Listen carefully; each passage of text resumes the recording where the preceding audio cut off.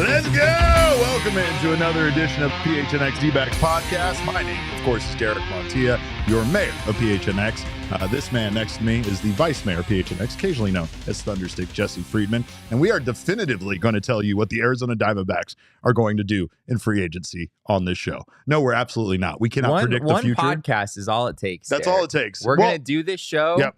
And then we're just not going to do another show until what we talk about today starts happening in real life, because it's only a matter of time. More importantly, what we say definitely dictates how the front office is going to approach free agency. 100%. Yeah. Because this is the brainstorming session, of course, here on this show. But of course, we thank you guys for being here today. And we do have some fun news first to talk about, stuff that we do know, in fact, happened. And that is the fact that Gabriel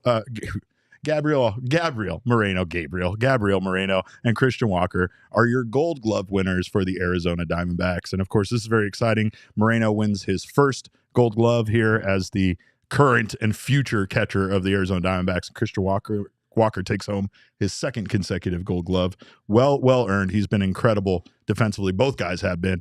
We've been warning teams all season long to not run on Gabby, and they refuse to listen to us. But what were your thoughts on these two? And I know Christian Walker felt a little bit like a lock, but Gabriel Moreno, not necessarily a surprise. We thought he had a good chance, but I mean, this is really fun for our future catcher. Yeah, man. I mean, Giants Twitter is sort of in shambles right now. They very much believe that Patrick Bailey should have been the winner behind the plate. And I can see sort of where they're coming from. It really depends on the metric that you look at and kind of what you value. If you look at defensive runs saved, then Gabriel Moreno is the rightful winner. If you look at FanGraphs defense metric, I think it has Patrick Bailey, pretty far out in front of Gabriel Moreno. I know a lot of people were looking at that number. But what I think a lot of people are maybe missing about Patrick Bailey is a lot of his defensive value is tied up in pitch framing. That is what Patrick Bailey is like absurdly good at, according to the metrics. And pitch framing is kind of a dicey, I don't know. I mean, it's something that we didn't really have any way of measuring like not that long ago, right? It's kind of a newer thing. And I think there's definitely validity to Patrick Bailey being one of the best framers in the game. And, Gabriel Moreno maybe being more around league average, which is sort of what the metrics say.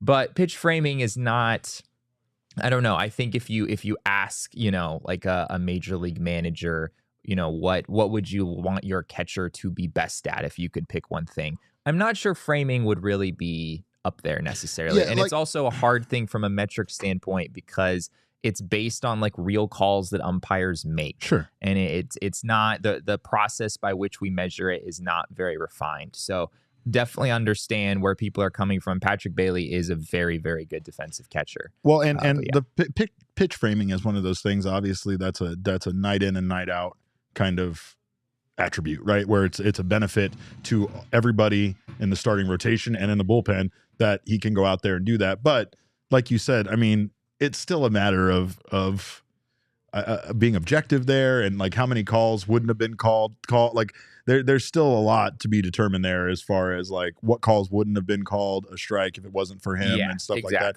Just like defensive runs saved is a metric that tries to, be a little bit more precise on the contributions to the team and how those contributions defensively kept runs off the board versus things like fielding percentage, which just relies on errors, which again is a very arbitrary thing where, like we've talked about in the past, if you're gifted athletically, you're almost in danger of getting more errors than someone that's not so. But yeah, I mean, I definitely think that Moreno's ability, his arm, his, what he did in a season where, stealing bases and being active on the base path was greatly increased due to everything involved, the number of engagements that a pitcher can have or disengagements, the bases being bigger, everything. Like it was just a season for running, and the Diamondbacks took advantage of it. But Gabriel Moreno did such a good job of making sure that the opposing teams did not have an opportunity to do so. So it's great. And obviously Christian Walker,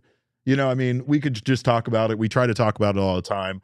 I know a lot of people are still kind of upset with Walker's performance in the postseason a bit, but his overall body of work during the regular season was incredible, and he makes it look so easy over there. He really does. Yeah, back to back for Christian Walker at first base, and I mean, it's sort of hard to imagine anyone else winning it next year, right? Like, this is sort of a thing now where Christian Walker is just really freaking good at playing first base.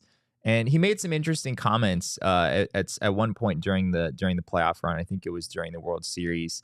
He talked about Paul Goldschmidt and how Goldie had like a pretty significant impact on him, specifically on the defensive side of the ball. Like when Christian Walker came in and was sort of getting his opportunity for the first time in Arizona, he realized, like, all right, my predecessor could hit, but my predecessor was a pretty darn good first baseman, underrated at times. And I think Christian Walker, at least from what he said, like that played into him wanting to be as great defensively as he has been, and he was absolutely that once again this season. Well, and he also talked about sweating the small stuff because Goldschmidt sweated the small stuff, and he's like, you have to worry about those details. You have to worry about every single aspect of the game, and a lot of it is on the defensive side of it. And he also brought up like that when you're struggling at the plate, like at least you want to be able to contribute something to the team and make sure that you're not also making errors or mistakes or causing a deficit to get worse or anything like that. So Walker's just been great. He's just been great for this team, and he will continue to be great for this team. But there are some guys who the Diamondbacks will be parting ways with, and we don't still know, of course, what is going to occur with some of the free agents like Tommy Pham, Lourdes Gurriel Jr., and Evan Longoria, who are all free agents now. They've all technically hit the market. But the Diamondbacks have decided not to pick up their side of Mark Melanson's $5 million mutual option for 2024, which they will still owe $2 million. They still owe for the $2 million buyout. in the buyout. So yeah, it was basically, would you rather pay $3 million more to have Mark Melancon actually pitch for you next season? And the Diamondbacks said no, essentially. They have been moving on, right? Like they've been moving on from guys that they feel like they gave an opportunity to and didn't perform well. And Mark Melancon really didn't have a great time here, and a lot of it was spent obviously injured as well, so that didn't help. But I mean, you cannot say that the Melancon signing wasn't a good one. You can just say that on the flip side. Really? Well, here's why I say that. Because when they signed him and he came to the team, like his performance in his career was one of the worst, right? Like it was one of the worst seasons of his career, right? And it comes off of one of the best, right? He posted a 2.23 ERA with a 1.22 whip and 39 saves for the Padres in 2021. Yeah. In 2021, Jesse. That was just 1 year later before he was here blowing saves for this team. But, again, his time here was quite forgettable. And unfortunately, he really didn't have a chance to redeem himself with this franchise because of the injuries. Yeah. It really is crazy to think back when this move was first made. It was viewed very positively by basically everyone, right? Especially us. We were doing stuff. Doing our show at that point. I think it was December of 2021, after a very rough season, right, where the Diamondbacks bullpen was one of many problems, but certainly one of the bigger ones. Everything was a problem. The Diamondbacks hadn't had, really a viable closer in a number of years, and Mark Melancon, like you signed like the saves leader, you signed the NL saves leader from the year prior, like you said, a 2.23 ERA in 2021 with the San Diego Padres, and he comes here, and man, that 2022 season last year, it was rough when Mark Melancon was in that role, and it didn't last particularly long. The Diamondbacks eventually needed to pivot, but a 4.66 ERA, a 1.50 WHIP, 5.6 strikeouts per nine, which strikeouts have never been everything from Mark Melancon, but there's really no one on the planet who can put together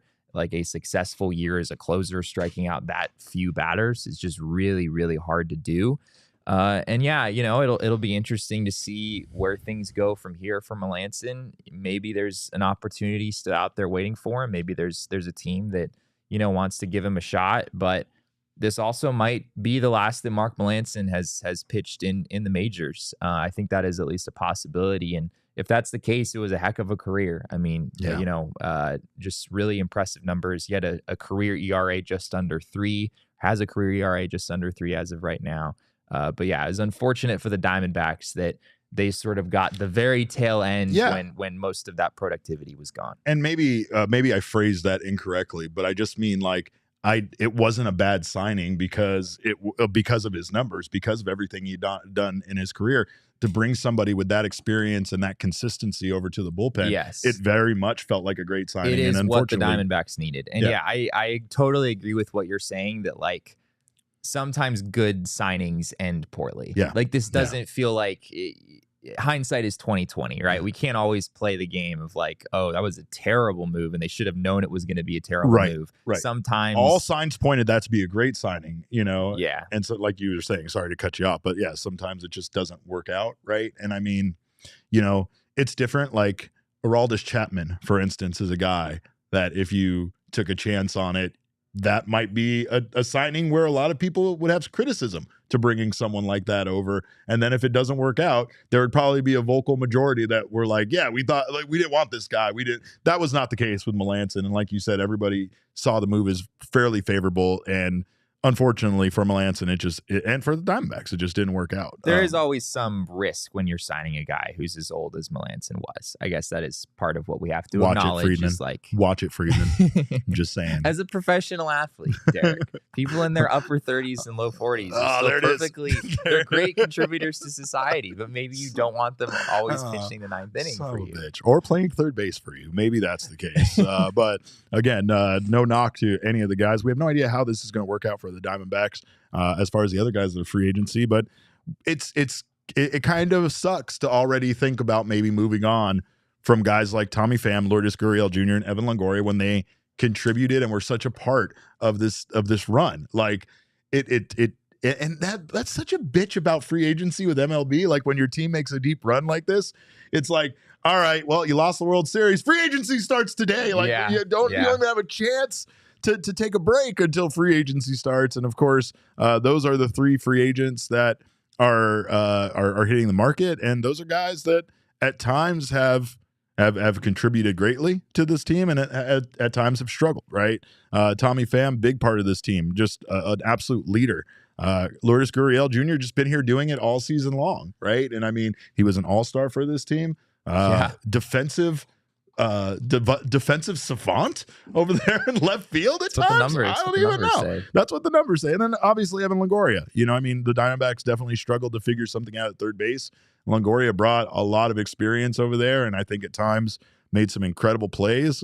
But the question remains is if are any of these guys coming back to this team, and is that something that is either a good thing or a bad thing, depending on how the Diamondbacks can potentially upgrade those positions if they don't bring those guys back.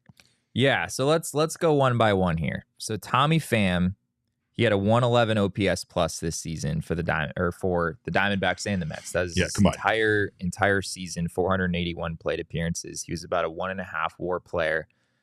But a lot of his offensive production this year did come with the Mets. After the Diamondbacks traded for him, he had a 95 OPS plus. I think it was like a 720 OPS the rest of the way, which is decent, right? Like that was totally a valuable move for the Diamondbacks because they didn't really have anyone on the roster who was going to give them that in a corner outfield or DH spot. So it wound up being a perfectly good move for them when all was said and done. But yeah, going into next season, Tommy Pham is, I think, 35 years old. He's definitely, in sort of the later years of his career. And to his credit, I mean, he just had one of the best seasons of his career, all things considered. I don't know if I see the Diamondbacks bringing him back. They do need someone like that. Yeah. They need a right-handed bat who can, DH or play some outfield. They would have to go. They'd have to go and find someone who can fill a similar role. But it does feel like just what we saw from Tommy Pham in the second half. In the playoffs, I know he had his moments, right? The 4-hit game. But a lot of his production came in like big clusters like that, where I think he had a 3-hit game in the Phillies series as well. But by and large, he was kind of inconsistent for them offensively. And I don't know where that lands him going into next year. Yeah, it's interesting. And I mean, there could be something to be said about that with all of these guys, because they all had inconsistent stretches, but they've all just contributed in their own way, especially when you talk about what, Longoria and Pham brought to this team. as far as experience and True. leadership goes, right? Yes. Like they're not quantifiable categories that you can look at and say this is what they brought, but you'll never be able to know how those guys impacted the young guys on the team and help them get as far as they went, right? I mean, even if the numbers don't show up on the field, it's kind of like what we said at times about the coaching staff. This coaching staff is so good and deserves so much credit because it seems like a coaching staff specifically that a strength is developing young players still. Like that seems to be like what this coaching staff is really good at, and that's why it's so good for this organization. But again, there's just stuff about these guys that you can't say enough about. I still think Lourdes Gurriel Jr. and his production is going to be valued by another team much more than the Diamondbacks are, and that's no slam to the Diamondbacks. I think the Diamondbacks know exactly what kind of player he is, but when you put together a World Series appearance, you put together the fact he's on the last year of a $22 million contract, and this is going to be this is going to be it for him. Like that $22 million contract might have been seen at one point in his career as like the high point, but he's going to get paid a lot now. He's going to get more than that. He's going to get way more than that. I mean, that's over 7 seasons. That's basically $3.1 million a year. So like, but I mean, that's the thing is between the All-Star bid, the World Series appearance, everything that he did this year, just the vibes are great. I mean, there's just Lourdes brought something different to this team that he somehow instantly felt like he was part of this organization for a long time, not just this one season. Yeah, I think that's what, like, if Lourdes does walk, I think he's going to be maybe miss the most out of these 3 guys. I think Diamondbacks fans have a positive view of all of them. Yes. Well, after this run, how can you not? Yeah, right? Absolutely. But Lourdes is sort of a vibe, right? I mean, like with the hair, he's a whole ass vibe. We definitely, I guess you benefited from the whole hair situation. I'm the mayor of the city of Phoenix, thanks to Lourdes, right? Yeah, according to Heidi Watney. Derek would not have ever been elected the mayor of the city of Phoenix had Lourdes not played for the Diamondbacks. So ever, never. But yeah, I think the Diamondbacks are probably interested in bringing Lourdes Gurriel Jr. back, but it goes back to what you said before of like another team might value this a little bit more than the Diamondbacks. It was one thing to have Lourdes on this team, for $5 million for one season. He was a big part of where they went this year. It's another thing to invest, a 3-year, $36 million at whatever it winds up taking to bring Lourdes back here. I'm not sure that's an investment the Diamondbacks are ready to make. And yes, he did defensively. He had the best season of his career, 14 defensive runs saved, 1 outs above average. If you compare his defensive metrics with Ian Happ's defensive metrics, Lourdes Gurriel, Gold Glove winning left fielder, Ian Happ, Lourdes outperformed him in those numbers by a pretty significant margin. But yeah, I don't know if I see it at the end of the day. It's gonna cost a decent amount given the season that he had. And I just am not sure I see the Diamondbacks being willing to make that investment in a player who has been like above average. Like he's been an above average hitter every year in his major league career, but just kind of narrowly, right? Like Lourdes isn't like a number 3 hitter, on a good team in this league. And we'll see how things turn out, but I would be somewhat surprised if the Diamondbacks brought him back. You know what the Diamondbacks could do is they could upgrade at third base their 38-year-old third baseman with another 38-year-old third baseman. There you go. And Justin Turner. Now we're thinking, right? Now we're thinking. Because apparently Justin Turner has been connected to the Arizona Diamondbacks, according to our friend Bob Nightingale over at USA Today. The Diamondbacks were reportedly interested in him last offseason as well, which we understand. And that makes sense considering that they went with Longoria, right? Like, makes sense that the interest was there. But, I mean, on one hand, I feel like this team is still going to need that leadership, that veteran leadership to come from somewhere, right? And so I don't hate that in the idea of Justin Turner coming over here, but his numbers also weren't terrible in Boston. I just don't know, do we still want Justin Turner playing third base, or would he be brought in maybe more as a DH? Yeah, Justin Turner is not a third baseman. He's just not. And that's, I would be shocked if the Diamondbacks were, seems they're interested in Justin Turner. I don't have any doubts there. I would be shocked if the Diamondbacks are interested in Justin Turner to be their everyday third baseman. Yeah. This season, he played only 7 games for the Boston Red Sox at third base. In those 7 games, this is 57 innings. So not much at all. It's a really small sample size. -3 defensive runs saved, -4 outs above average. Wow. It's hard to take defensive metrics seriously in that short of a sample. Yeah. But those are some super heavy negative numbers in 7 games. So I just don't think he's a viable third baseman at this point. I think he could play first base, and I think he could DH. D-backs don't need a first baseman, or we were just talking about, they've got a Gold Glover over there as it is. They do kind of need a DH, right? Like, that would make sense. So I think the Diamondbacks, if they are indeed interested in Justin Turner, which based on this report they are, in my mind, it's got to be for him to be a DH to kind of fill, the Evan Longoria sort of role, but not to play in the field, more to just add another bat to the lineup, which is something they need. Like, he hit 276, 345, 455 last year. It's an 800 OPS, 23 homers, 96 RBI. He had a career high 626 plate appearances. He was pretty durable for the Red Sox. Yeah. So it makes some sense as a DH. I think it could work for the D-backs, but just not as a third baseman. They're going to have to figure something else out there. He could also back up at first base potentially, just if you're looking for that as some more reasons to bring him on. They played him at 10 games at second base too, which is kind of scary. Like I don't know exactly the circumstances that led the Red Sox to do that, but I imagine they sort of didn't have a choice. 41 games at first base. Yeah, he played a decent amount of first base, and his defensive metrics were good there. Yeah. Like, I think he's a totally fine first baseman, but again, that's not really a position the Diamondbacks really have a need at.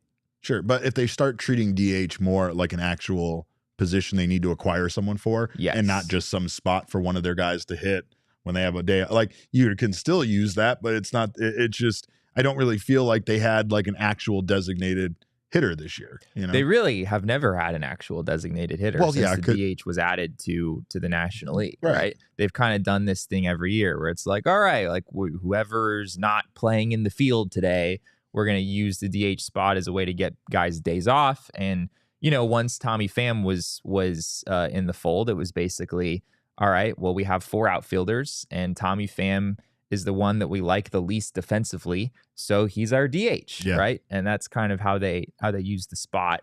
You could make a case that the D-backs should try to fill that DH spot with someone who can really hit and can be in there every day. And I think there's a good case to be made that Justin Turner would be solid in that role. Well, the Diamondbacks have a lot of things to address in the offseason. I personally think, in my opinion, that re-signing Torey Lovullo to a contract extension should be their priority more above all of this stuff. But it's going to happen. It's going to happen. It has to happen, right? But of course, there's a lot of questions to be asked. Justin, not just Justin Turner, but maybe another guy with a J there for a name. Maybe a little JD Martinez action, perhaps. Yeah, I mean, he's out there too. He just had a really good season with the Dodgers. Bring him back, Mike. That would be bring him back. That would be like if Mike Hazen is just looking to get like Diamondbacks fans to just like absolutely adore him for what he does this offseason. It probably starts with signing JD Martinez. This guy. Yeah. I still have a man crush on that hunky heartthrob. But of course, we appreciate you guys being here, and of course, we're going to do our best to answer your Mailbag Monday questions. But as you know, almost every single one of them was about free agency. So we'll definitely try to give you as much as we can. But we are going to continue, of course, to cover this free agency as this short period of time continues. We don't have much time. Jesse will be at the GM meetings, which are next week. The GM meetings are tomorrow. Tomorrow? My God. Tomorrow through Thursday. I don't know exactly. Still waiting on a schedule there. Don't know exactly which days I'll need to be out there for the most amount of time. But so things are getting real here in the MLB offseason. Keep it locked here. So we might have a little change of schedule as far as what time we go due to the GM meetings. But then the winter meetings in Nashville are right around the corner. And the next thing you know, we'll be back here doing spring training. Before we know it. Pitchers and catchers report in what, like 100 days? 100 days, something like that. Wow. Yeah, it's some absurd amount of time. But of course, we appreciate you guys being here all postseason, all offseason, all regular season, all the time. Thank you so much. Make sure to subscribe to the PHNX Sports YouTube channel if you haven't done so already. sign up for notifications. That way you won't, oh, wow, there goes my eye. That way don't miss when anything goes live. And also make sure to leave us a thumbs up. Gabriel Moreno would absolutely appreciate that. And as a Gold Glove winning catcher, you should do as he says. But also, if you're listening on the audio podcasting side, make sure you subscribe over there as well. Leave us a review. We always appreciate that feedback. And make sure, of course, to leave us a 5-star review. That's what we really like. But check out our friends at Circle K. It is America's thirst stop. It is the best place to fill not only yourself up, but your car up. And you can do that by joining their Inner Circle membership program, which will save you some money on gas and also get you some free goodies inside.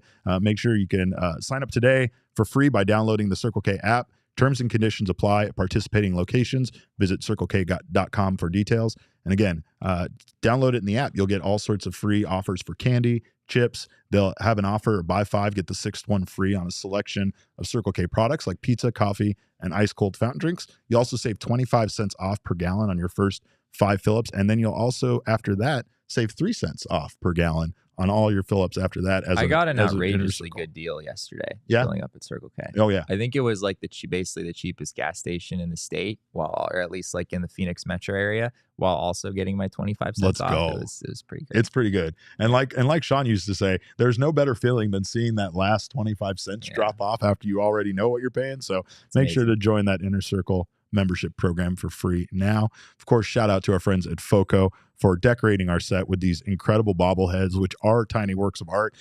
I don't know how much longer the World Series special edition bobbleheads are going to be available, or if they even still are, but FOCO is a leading manufacturer of merchandise, sports and entertainment merchandise, with a product line that includes apparel, includes accessories, collectibles, but most importantly, they're bobbleheads, which are limited edition, they're numbered, and they are tiny works of art. So make sure to check them out.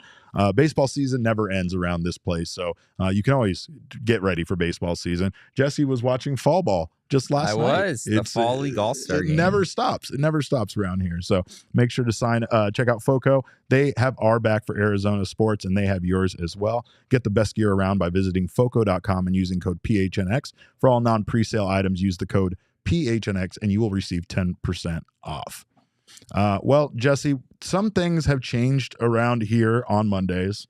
But as you know, it's still we still do the thing we do on Monday. And of course, will always be the same. The one thing will always be the same. But of course, every year is our year, even when it's not our year, right? Like this was our year, even though it wasn't our year. Every month on this show is Black History Month. And it's, of course, Women's History Month. And of course, every month on the show is Black Women's History Month. Every week on this show, Shark Week. Every day on this show, Indigenous Peoples Day. And of course, every Monday, we go to the mailbag. Damon, let's go. My mailbox, always something interesting in my mailbox. I try to get to everything in my mailbox. And then once in a while, there's a letter that makes me go, wow, wow, my mailbox. All right, what do we got from the mailbag? Of course, our guy Michael, who just signed up as a member. We die hard. Welcome to the family, Michael. He says, how much more special do you think this season was since more people were able to watch games after Bally got dropped? Well, I'll just take that and the idea here that Diamondbacks games were a little bit more readily available towards the second half of the season. And I think it allowed, obviously, the team to be seen more. I think the playoff run did more because, you just get seen on a national level. You're one of the few last teams left. But I'm just glad people got to enjoy watching this team. I think this team has been fun to watch all season long. And especially once those games were available through MLB, I felt like we were in that place where every single game was kind of a playoff game for them. Every single game was kind of a must win. This was a pretty big year for the Diamondbacks in terms of just like exposure locally and nationally, right? Exactly. Like you go to the World Series, it's a pretty good way to get some eyes on the product, right? Hard to imagine anything better than that. And yeah, Major League Baseball stepping in and televising these games in the middle of the season like they did, and expanding the reach in that way as well. I mean, I guess that happened at a pretty good time, right? Good time for more eyes to be on the product of this Diamondbacks baseball team. And I hope there's people out there who are able to benefit from that. Yeah, it's definitely a fun team to watch, and we are happy to have new snake aficionados watching this team. So however you got here, and again, if it made the games more available to more people, then it's a good thing, especially on a year where they wound up doing what they did. So this is It's been an incredible season. I'm still not over it. I was texting with Rock Knowledge this morning, and we were still like, did our team really make it to the World Series, bro? Like, it's just it's still like was that a real thing that happened? It's still incredible to me. So, yeah. What else we got, Damon? Next question comes from our guy, Aaron R. Hughes on Twitter, and he asks, rank your top 3 pitching free agents you would like to see in Sedona Red. And then again, he said, is Justin Turner a big enough move to fill the third base hole? No, it is not, as we discussed, due to the reasons as we talked about there, with Turner probably not being a great option for third base. But I mean, as far as pitching free agents are concerned, there's so many of them, right? I mean, and it feels like my biggest concern is that so many of them are going to be high priced. Yeah. There's a lot of money that's about to be spent, and probably in about 5 or 6 years, some regrets that will be had. Depending on which team goes, signs which player. Mike Hazen could have had regrets if he would have pulled some of the trades that we wanted him to pull there at the trade deadline, right? It's almost good that they didn't, but I do know one name for me is Eduardo Rodriguez, which I think is going to be very expensive, but I know we've been linked to him in the past, and I know that he is a guy that I think, based on his age and his stats, that he might be worth the money that some team ends up paying him. Yeah. I think he's on my list as well of guys that would make sense for the Diamondbacks, and that clearly a higher quality of innings than what they have available to them in house with some of their younger guys, and yet also someone who can probably be somewhat durable for you in 2024, someone that you can count on. There is maybe one complication there where he seems pretty committed to being in Detroit. We know that the Dodgers attempted to trade for Eduardo Rodriguez at the trade deadline, and he bunked the idea and said, no, I want to pitch for the Tigers rather than pitching for the Dodgers in a pennant race. And I don't know the specifics of, exactly why he did that. But you have to wonder if that would affect the Diamondbacks' ability to sign him as well. If maybe he would rather stick around in Detroit than come to another West Coast city in Phoenix, Arizona. So, yeah, but I think in theory, just, that kind of mid-tier of, he's not Blake Snell, like he's not going to win a Cy Young award and get paid accordingly, but he's a clear upgrade over what the Diamondbacks have in-house. I think it makes a lot of sense. If we're really going like full on, if we're not, if how realistic it is not a factor here. I get crazy, Jesse. You want to go Blake Snell? Well, I mean, the Diamondbacks were theoretically tied to Yamamoto. Let's go. We've seen that. And I mean, I'm not really surprised that the Diamondbacks are interested in some regard. Like, why wouldn't you be? Everybody's interested. Everybody's interested. I have to believe that everyone is interested. I don't know if I'm necessarily reading that the Diamondbacks are, like really serious about spending the kind of money. But this guy is really freaking good. This guy had a 1.21 ERA in Japan this year with a 0.88 whip. He allowed 2 home runs in 164 innings. He's only 25 years old, which is probably the biggest selling point because he's not 30 or 31. Like you're not probably having to pay for his age 36 season or something on this contract. He won the Sawamura Award, which is like their Cy Young, their version of Cy Young, right? And he's been like the best pitcher there for basically the last several years. So yeah, I mean, if you're really trying to dream, like that's the guy. And I think he's a guy who's going to get a ton of money, but is like really might be worth every penny he makes. Whereas some guys like, all right, Blake Snell, even though he just won the Cy, or he's probably going to win the Cy Young Award, and it'll be his second one, and he's going to have won the Cy Young in the American League and the National League. Like, he's represented by Scott Boras, and you're going to pay heavily for the season he just had, even though he doesn't necessarily have like a consistent track record to back it up. Aaron Nola has been sort of up and down, right? This year, he had like a 4.5 ERA, even though he was outstanding in the playoffs. I just think with Yamamoto, it's like, all right, this guy's young and he's really good. And even though you haven't seen him pitch in the majors, there's a lot of confidence he's going to come in and be a number 1 or number 2 starter from day one. I think there's just less risk there than with a lot of the other guys. I think Jordan Montgomery is a guy that we talked very highly about. We spoke very highly about. We were very interested in, and I would love for somebody of that caliber to join this staff. I think, once again, there is kind of an idea here of, You don't have a lot of time with Zach Gallen left. You don't have a lot of time with Merrill Kelly left. So I feel like you really want to take advantage of those guys being part of your rotation and add another guy that just complements them so much. You know what I mean? And I mean, I think that based on the free agency market, you might be able to get away with maybe, you know, getting a Jordan Montgomery for substantially less than a Blake Snell and have Jordan Montgomery potentially outperform him. I mean, I feel like I know he's going to get a ton of money though. I mean, he had a 4.3 FWAR this season, and we saw what adding him to the Texas Rangers did. Like, I feel like that was the move almost that put them, you know, into the spot, you know, into the playoffs, into the World Series, winning it, right? Like, I know a lot of guys contributed to that, but I feel like he definitely was one of the better pickups at the trade deadline when looking at the performances of some of the other starting pitchers that we were interested in. Yeah, I mean, if Mike Hazen is having, you know, regrets over not getting a starter at the trade deadline, which he is, it seems from what we heard the other day, Jordan Montgomery is like the one guy out of that group that you're like, man, I really wish I would have traded for that guy. You're not like having a hard time sleeping at night because you didn't trade for Lucas Giolito or Jack Flaherty. Not even one night. Not even a single hour. night. Not even getting up at 2 a.m. and thinking about it for 30 minutes before I go back to bed. But Jordan Montgomery, not only was he really good for the Rangers in the second half in the regular season, but he went out and he like carried that team in the postseason all the way to the World Series. Not by himself. Like some guy named Corey Seager was pretty good for them. Nathan Eovaldi was all right too, but he was really good for them in the postseason. A big part of how they got where they got. And according to The Athletic, I don't know if I agree with this, but The Athletic has Jordan Montgomery getting more money this offseason than Blake Snell. They have 5,127 for Montgomery, 5,122 for Blake Snell.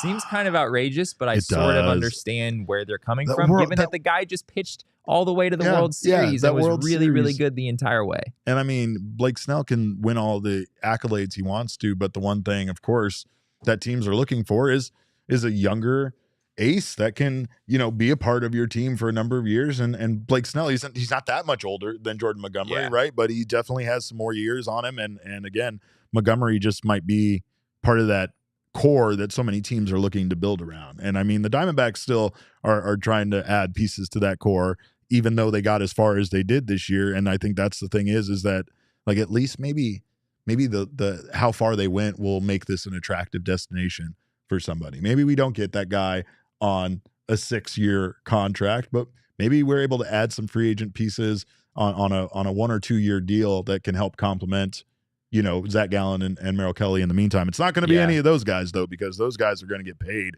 just like Lourdes is going to get paid. And they should. You got to take your opportunity to get paid at some point. And coming off of a World Series appearance, get that money, guys. We have another question from Cogs, which is impossible to answer, just like so many of these are. But Cogs wants to know, who is the most likely add at each position? Third base, starting pitcher, outfielder. I mean, good Lord. I love this question. This is like predict the entire offseason in one question. Yeah. Great, Cogs. Putting a lot of pressure on us. Well, we're going to talk about this. Actually, that could be a whole episode unto itself, right? I mean, we talked about a lot of our starting pitching choices there, but there aren't a lot of choices at third base. Yeah, third base, we'll probably do an entire show at some point trying to figure out what the Diamondbacks can do at third base. For sure. Because it's clearly a need of theirs. And yeah, there aren't really a lot of clear options available in the market. Like free agency, we've talked about it. Do you want to give Matt Chapman a whole bunch of money? Probably not. Do you want to give Jeimer Candelario a bunch of money? Probably not. Those are really the only two guys out there. He said probably not. I absolutely want to give Candelario all the money. I mean, like we said earlier, I don't think Justin Turner is really part of that like third base group that's available in free agency. Yeah, so those guys are almost by definition going to get paid more than they probably are worth just because of the scarcity in the market at that position.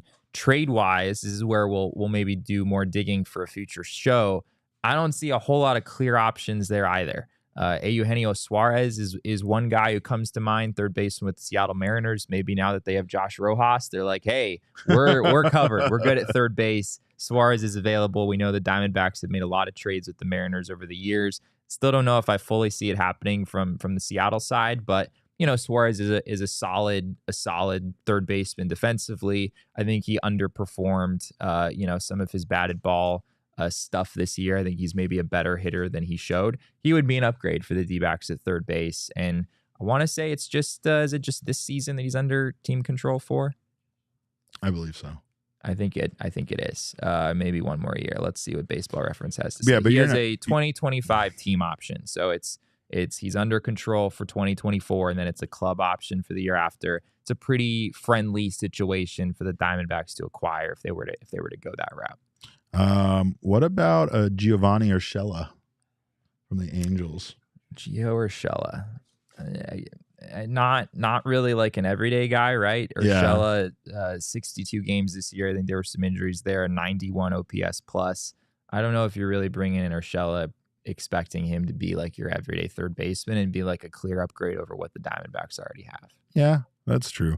Third base is just like, we're just at a time in baseball right now where it's like, if you don't have one of the top few third basemen in the league, you're just maybe not getting that much from third base. It's kind of just the reality of the league right now. Joey Wendell.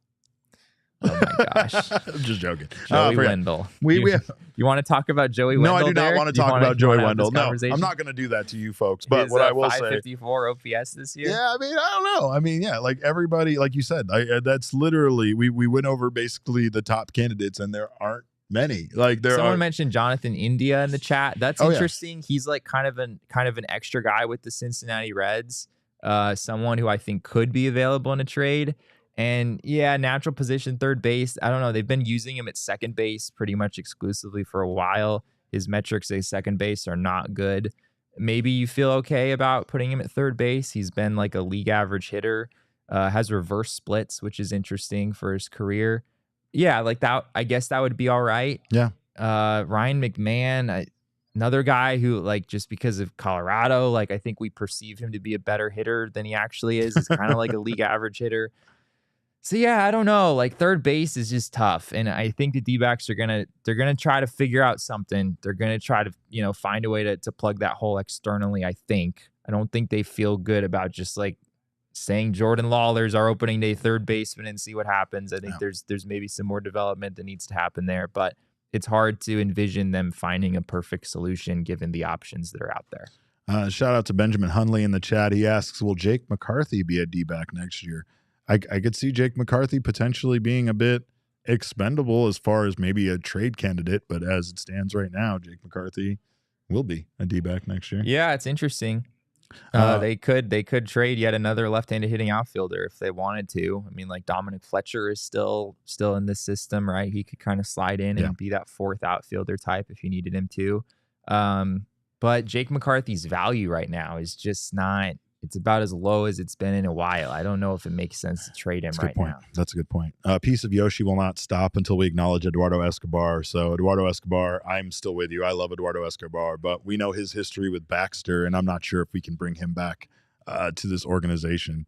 Eduardo Escobar was a minus 1.1 WAR player last year, according to Baseball. Is that what you want, Piece of Yoshi? 613 OPS. He just a couple years ago, he's the last really productive third baseman that this Diamondbacks team had, right? And he was incredible when he was here. Ever since they traded Eduardo Escobar, it's just been really hard for them to find a way to plug that hole. Elise says his value is so low right now, meaning Jake McCarthy. Why not trade playoff Pavin instead?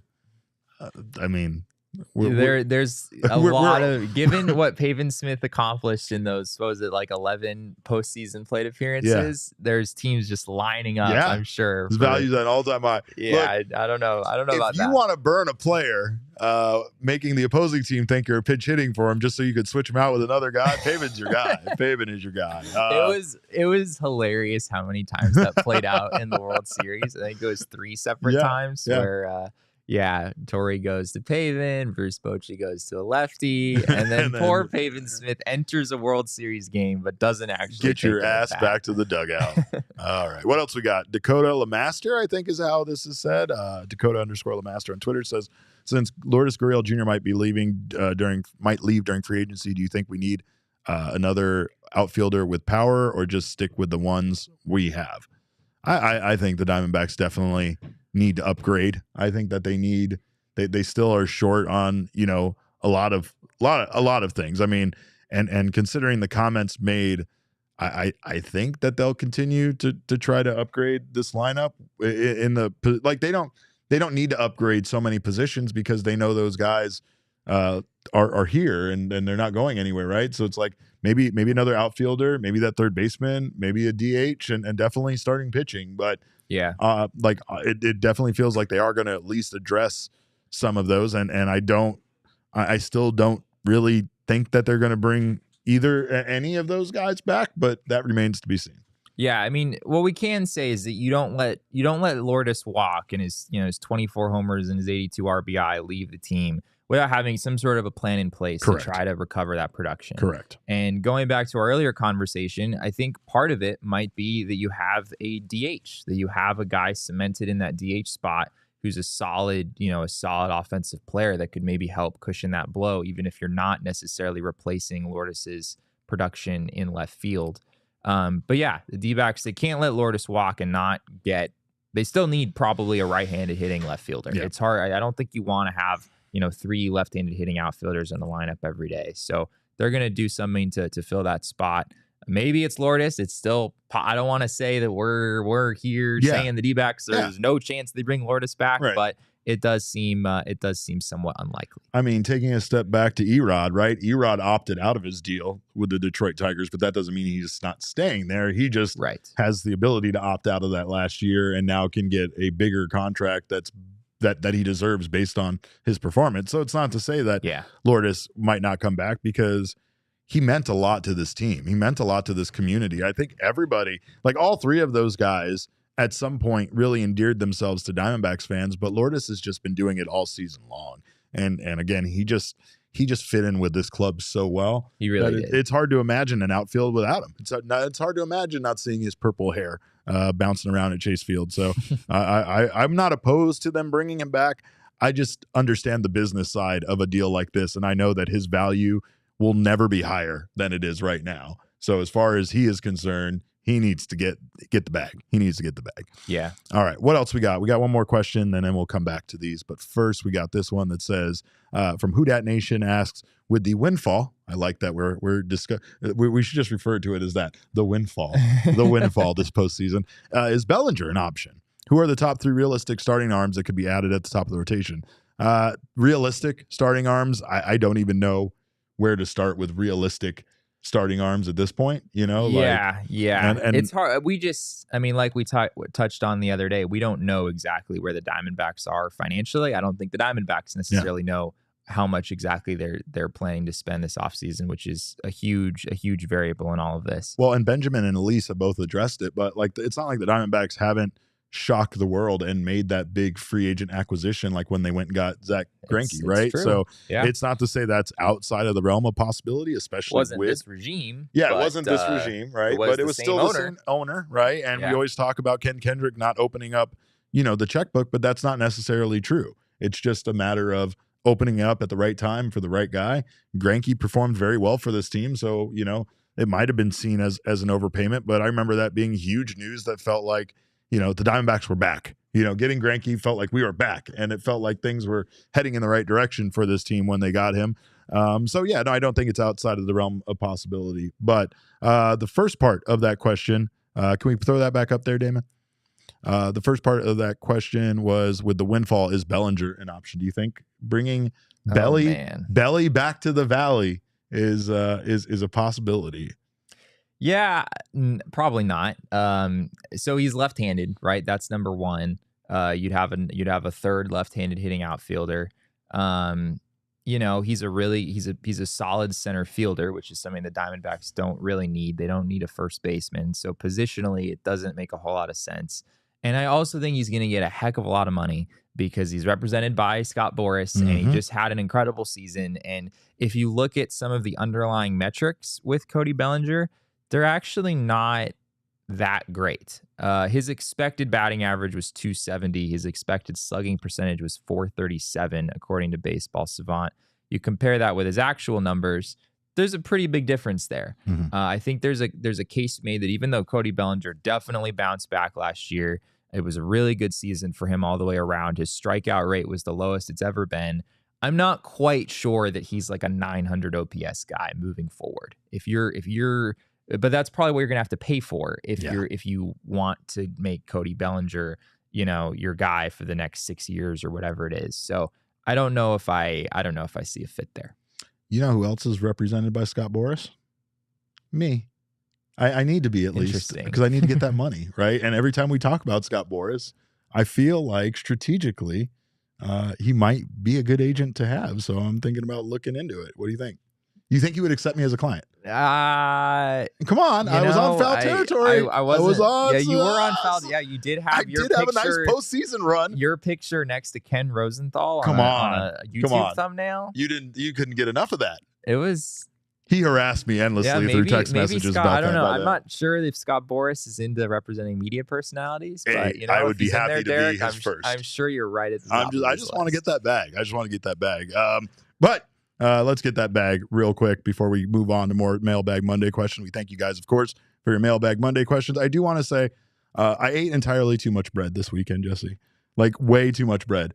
Biscuits. I had sandwiches from Jersey Mike's. I ate so much bread. And you know what? It sounds amazing, honestly. It's supposed to be, but I'm 42, as you addressed earlier in the show. And I don't feel the same way I used to after eating a whole bunch of bread over the course of a weekend. And that's because bread can not be great for you. But there is some great bread out there that is good for you and can help you address a lot of your particular needs when it comes to nutrition. Hero Bread, which makes sliced breads, buns, and tortillas, are available on Amazon and at hero.co. And of course, what's the thing that makes them better than any competitor? They can customize the experience that you are getting depending on what you're looking for, whether it's ultra low net carbs, a bread that's high in fiber, 0 sugars, 5 to 10 grams of protein per serving, whatever you're looking for. And it's still delicious. It still has that soft, fluffy, soft fluffiness that all the bread that I ate this weekend has, but it's much better for you than those Grand's biscuits I made. I can tell you that right now. But of course, it does have fewer calories than the leading national brand, and of course, it can fit your lifestyle or your dietary constraints. So make sure to check them out right now. Hero Bread is offering listeners 10% off their first order. Just go to hero.co and use code PHNX to save on Hero Bread today. That's HERO.co to save 10% today. Also, here in the Valley, it's that time of the year where people think that they don't need sunglasses, but you always need sunglasses in the Valley. There's never a time. People really not think they need sunglasses? They think, there's not as much sun out today as there. It's the Valley of the Sun. All right, that's not just a cute name. It's almost a warning to you that this is the Valley of the Sun, and the sun dominates here. But you need to get yourself some good sunglasses to battle that sun here in the Valley, and you can do that with our friends at Shady Rays. It's an independent sunglass company that makes a world-class product. It's a product that's built to last, and it's backed by an insane lost and broken replacement plan where if you lose or break your Shady Rays even on day one, they will send you a brand new pair, no questions asked, no shame, no guilting you at all about what you did with them. They have your back long after you purchase. You can shop their entire collection in town at Kierland Commons, and of course, you can also shop online at shadyrays.com. If you do not love your Shady Rays that you get, no matter where you get them, you can exchange them for a new pair or return them for free within 30 days. No risk at all when you shop. And exclusively for our listeners, Shady Rays is giving out their best deal of the season. Go to shadyrays.com and use code PHNX for 50% off 2 or more pairs of polarized sunglasses. Try for yourself the shades rated 5 stars by over 250,000 people. Well, our mailbag, of course, was filled with Justin Turner and free agency questions. So let's get back to more Justin Turner and free agency questions. What we got, Damon? Oh, Hanley. Ryan Hanley says, I'm still depressed. How are we doing, fam? I miss you guys. We're not depressed around here. All right. I can understand depression for the first 48 to 72 hours, but at this point, we need to be proud. We need to be happy of what this team accomplished. I'm a little depressed. What's that? I'm a little depressed. I know Damon's still having a hard time with it as well. It makes me sad every single day when I miss Ryan too. He does. I miss going up. Jesse, did you hear this story? Yeah, I believe we told you. They hung out with Ryan during one of the postseason games. Sean and I got seats in the second to last row in the 300s, and Ryan, right behind us, goes, "Hey, Sean, what's up, man?" And we were like, "What's up?" And he was like, "I'm Ryan H from the chat," and we're like, Wow, what a coincidence. What are the odds? What are the odds? What are the odds? Good guy, and we're going to try to help you all get over this. Great guy. No need to be sad. No need to be depressed.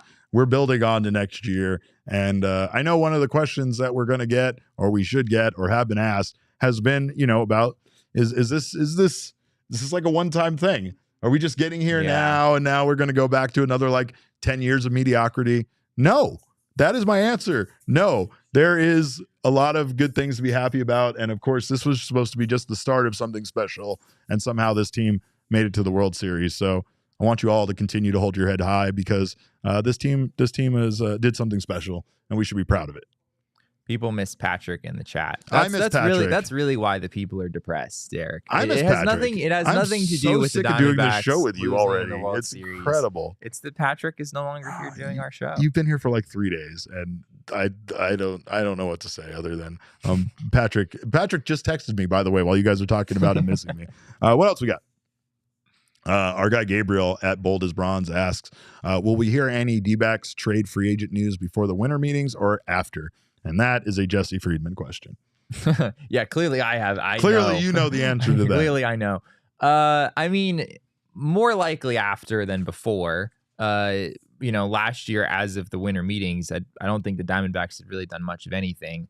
The big trade with Varsho and Moreno happened. It was later in December, early January. That's probably where I would expect the majority of the action to happen. You never know, but some of the talks happen at the winter meetings, right? That lead to the deals happening, kind of right? Progressing toward it, and that starts tomorrow with the GM meetings, right? Like these teams are going to start having these conversations, and that's actually when I asked Mike Hazen, like, when did you start laying the groundwork for this Varsho Moreno trade? And he said the GM meetings. He said that the Blue Jays general manager was one of the first people he sat down with at the GM meetings in early November, and that's kind of where things started with that big trade that the Diamondbacks ultimately made. So wouldn't expect to hear of any big time. There might be some rumors, between now and the winter meetings or during the winter meetings. We saw that last year, but for stuff to actually happen, more likely to happen later. Yeah, and it is interesting. I remember one of my first GM meetings, seeing like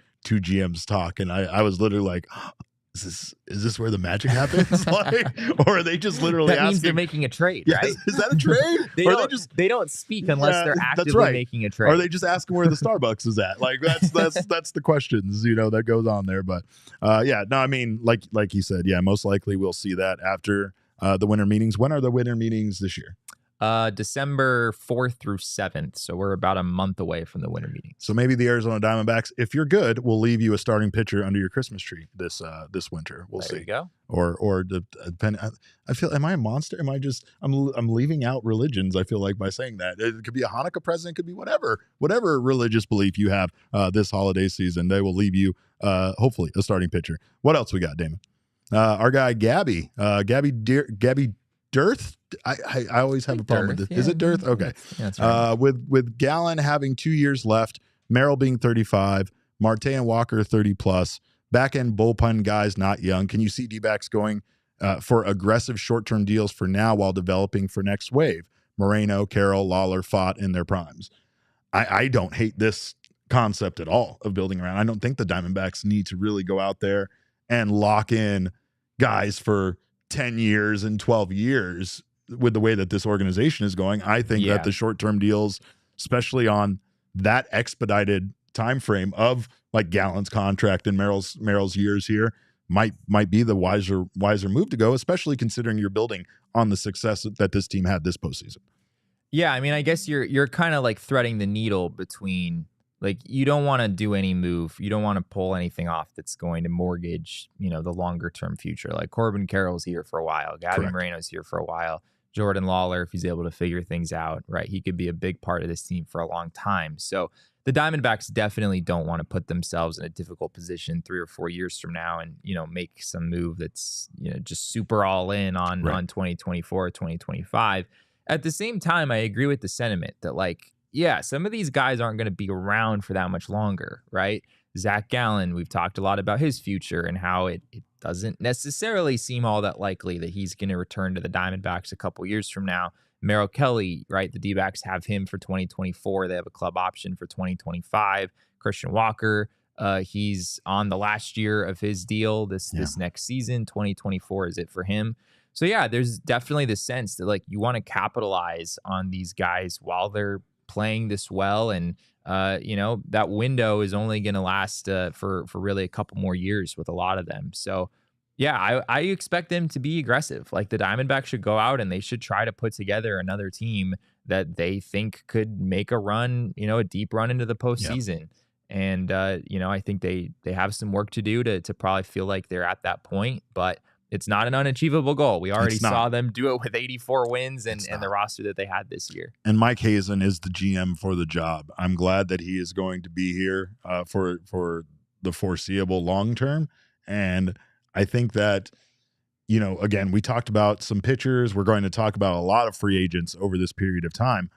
I think Mike Hazen is going to try to find, if it's on a deal like that, maybe try to find a guy that didn't have a great season, maybe a guy that had a down year again, like they have with certain other guys. Like it didn't, necessarily work out, but at the same time too, it's kind of like Ryan Thompson, for instance, seeing someone that has parted ways with a different organization and finding that they still have value, bringing him over here and seeing what working with someone like Brent Strom can do. I mean, I feel like he's the exception to the rule more than the norm, right? Like you're not going to bring a lot of guys over and have them instantly become as effective as Thompson was down the stretch for this team.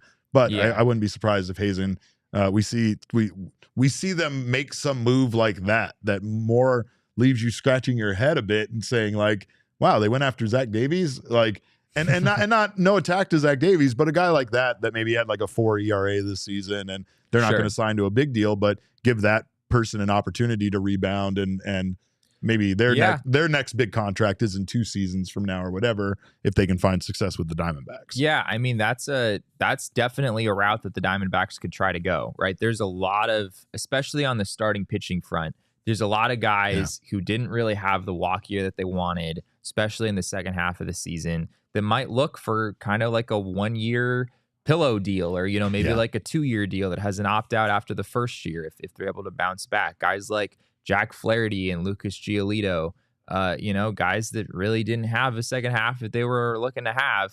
But the Diamondbacks have a pretty darn good pitching coach in Brent Strom, and maybe they like the sound of coming to Arizona and trying to figure things out. That would be, I think, a little bit of a change of pace for them, though. We don't see the D-backs sign free agents very often. Like Thompson was different because that's like a minor league free agent, right? A guy that the Rays had basically given up on. But this would be different. This would be like, all right, we're gonna sign a guy who like actually was a bad pitcher in the second half and bet on our ability to help them figure things out. Not something that we've really seen them do in recent years, but with Brent Strom, maybe they feel like they're in a position to do that. Yeah. What else we got? Next question comes from J.W. Lewis and bunch of numbers. And J.W. Lewis, bunch of numbers, says, how does this rotation sound? Kelly, Gallen, Ohtani. Oh, here we go. Anyone? Yes, Jesse, we're doing this. How about did we this make outfield? it this deep into the show Gurriel, without mentioning Ohtani's name? Carroll, Ohtani, Thomas McCarthy, also Ohtani at third base. One guy solves all the issues. Overpay. Man, it couldn't be worse right now for Ohtani as far as, Couldn't be worse? Well, I'll say, right? Like, Ohtani will not pitch next season, right? Yes, he is going to have surgery that is going to cause him to miss pitching the entire 2024 season.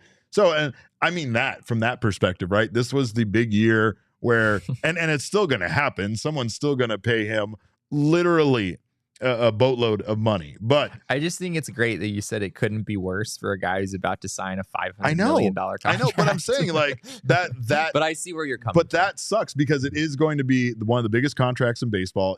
Some team is going to sign it to him, but it's like that surgery, that one thing is going to put some question in teams' minds, right? Like, for sure. It's not just a slam dunk anymore because you never know if a guy is going to be able to rebound from that surgery, from any surgery as a pitcher and be the same pitcher they were.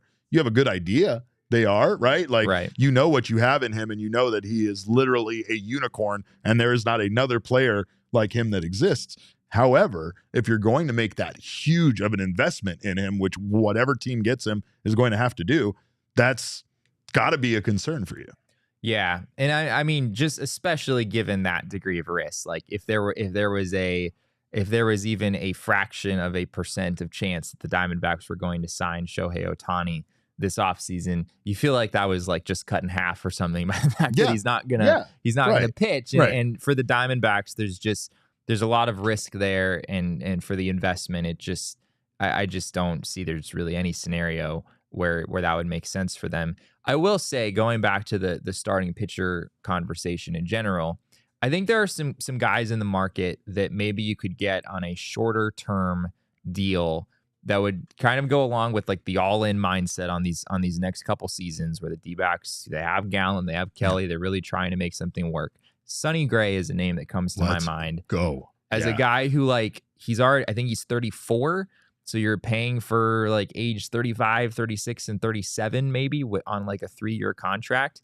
Maybe you have to give him a pretty good chunk of change for those 3 seasons, but it's only 3 seasons. It wouldn't come with the risk of like the Greinke deal or, other longer term things that they've done that haven't worked out for them in the past. Or sign him to like a 5-year deal that's going to, there's a good chance that on the back end of it, he's not going to be the pitcher he is. I almost think they would rather give him like more money for a shorter term. Yeah, more money for a shorter term. This team is not, especially this season, they have not shied away from flushing money down the toilet to make the team better, right? And so, like, again, that's not committing to a guy who, in his age 38, 39 season could potentially be a liability, and that you might have to make a similar decision like you had to do with Madison Bumgarner, where you still owe him money and you just cut him, at that point anyway. But I don't even understand how my mind went right there.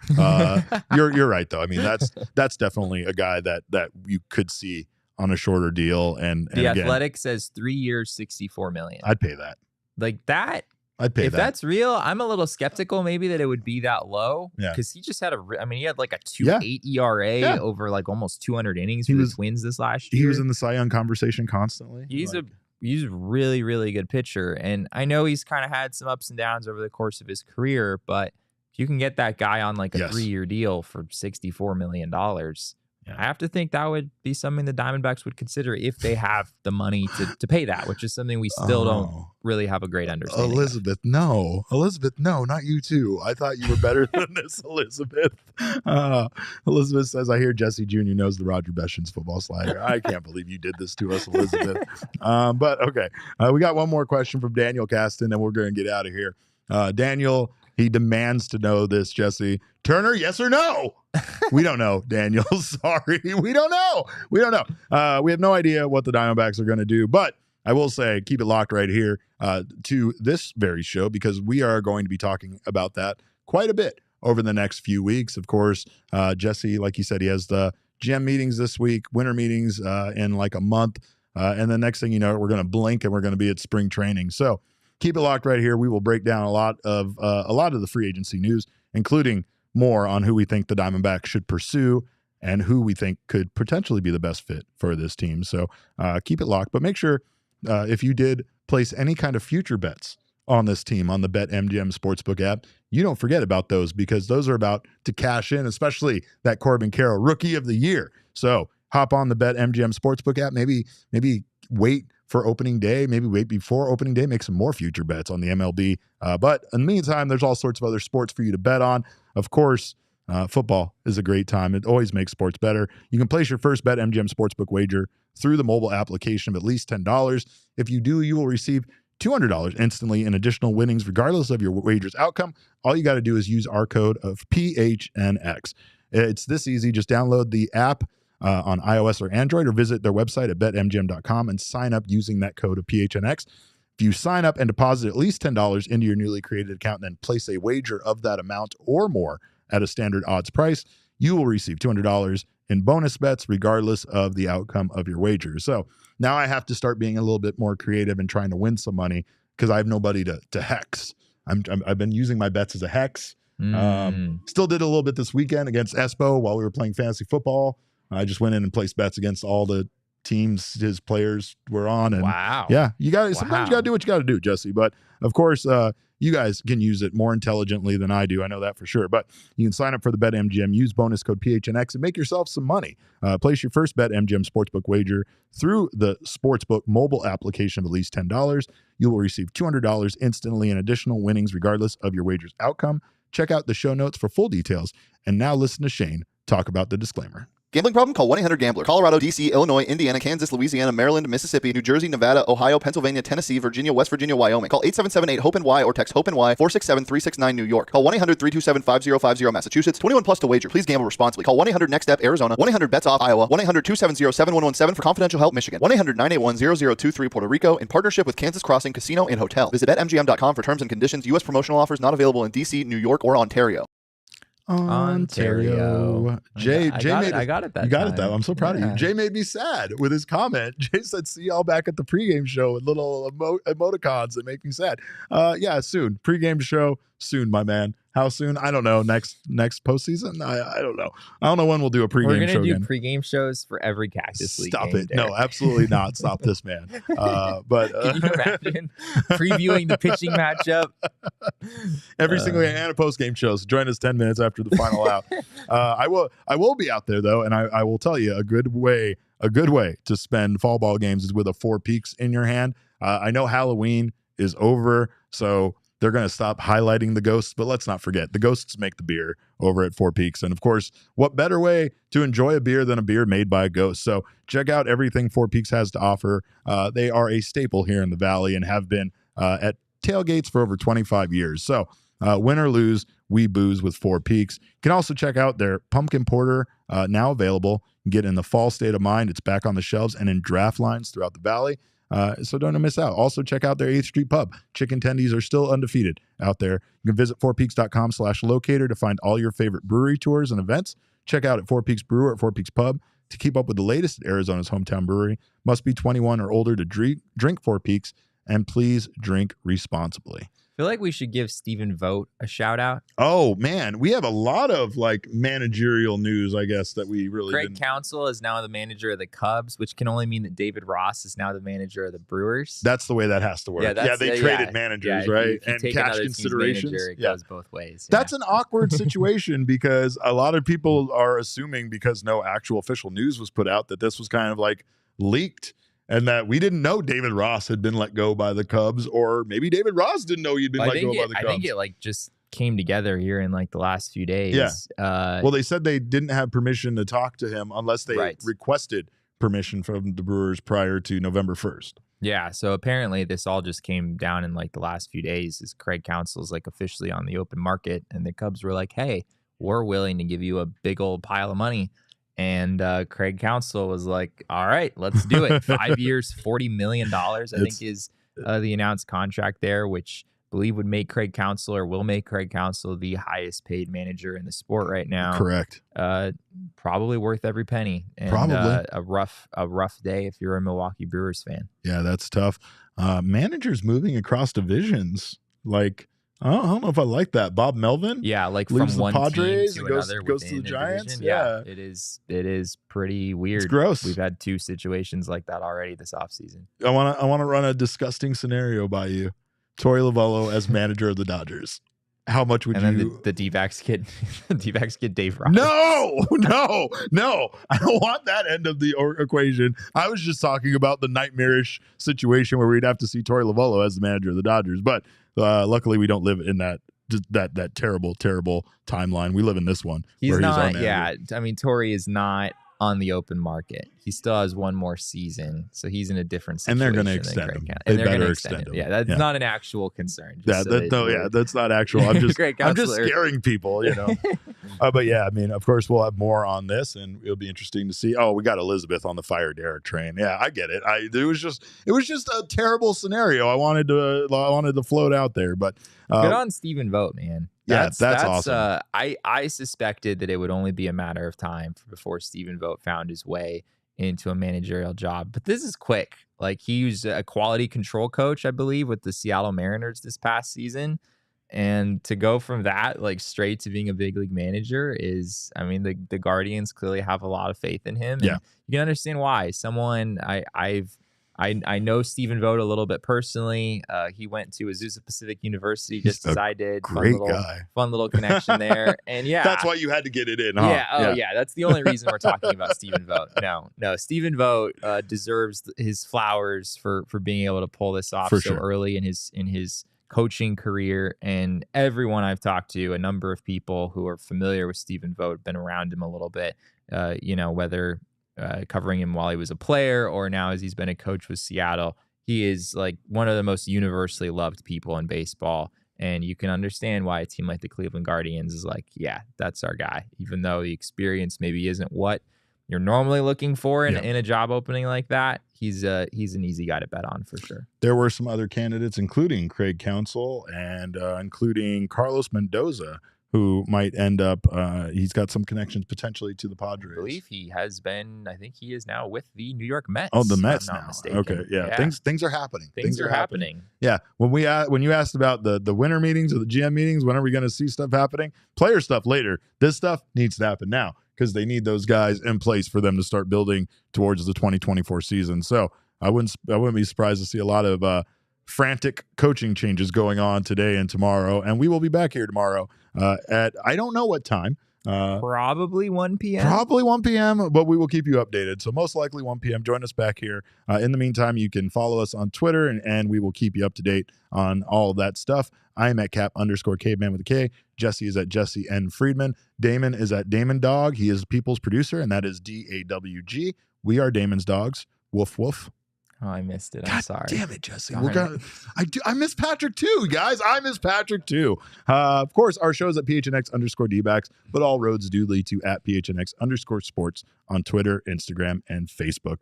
We thank you guys again so much for stopping by, even those of you that decided to turn on me so quickly simply because I was floating a scenario out there of what it would be like for us to be in the Brewers position. What happened? I thought it was just a terrible scenario that I had to put out there. But we appreciate you regardless of normally I'm the one saying things like that. Yeah, and you're getting really. But you know what I mean? Putting that out there it was a metaphor. I don't even know. It's a metaphor. It wasn't a metaphor for sure, but it was definitely something. But of course, we thank you guys again for your time, even if you were advocating for me to be fired. And of course, we will see you back here tomorrow, hopefully at 1 p.m. In the meantime, we thank you for your time. And remember, kids, baseball is fun, but it's so much more fun when you extend your manager and don't let someone else steal him. We all silly like the mayor.